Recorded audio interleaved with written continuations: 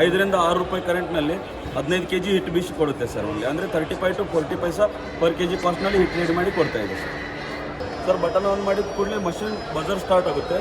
Buzzer start ಇದ್ದಾಗ ಮೇಲೆ ಧಾನ್ಯ ಹಾಕಿದ ತಕ್ಷಣ ಮಷಿನ್ ಬೀಸಲಿಕ್ಕೆ ಸ್ಟಾರ್ಟ್ ಮಾಡುತ್ತೆ ಸರ್. ಬೀಸುವಾಗ ಯಾರಾದರೂ ಚಿಕ್ಕ ಮಕ್ಕಳು ಡೋರ್ ಓಪನ್ ಮಾಡಿದರೆ ಸೇಫ್ಟಿಗೋಸ್ಕರ ಆಫ್ ಆಗುತ್ತೆ. ಮತ್ತು ಯಾವಾಗ ನೀವು ಡೋರ್ ಕ್ಲೋಸ್ ಮಾಡ್ತೀರೋ ಅವಾಗ ಸ್ಟಾರ್ಟ್ ಆಗುತ್ತೆ.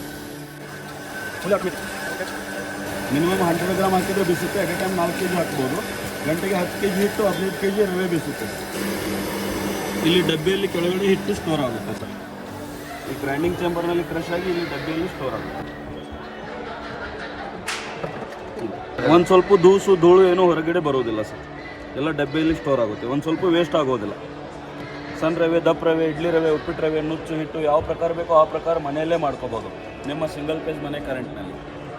ನೀವು ಆ್ಯಕ್ಚುಲಿ 1.5 ಗಂಟೆ ಕಂಟಿನ್ಯೂ ರನ್ ಮಾಡಿದರೆ 1 ಯೂನಿಟ್ ಲೆಕ್ಕ ಕರೆಂಟ್ ಸುಡುತ್ತೆ.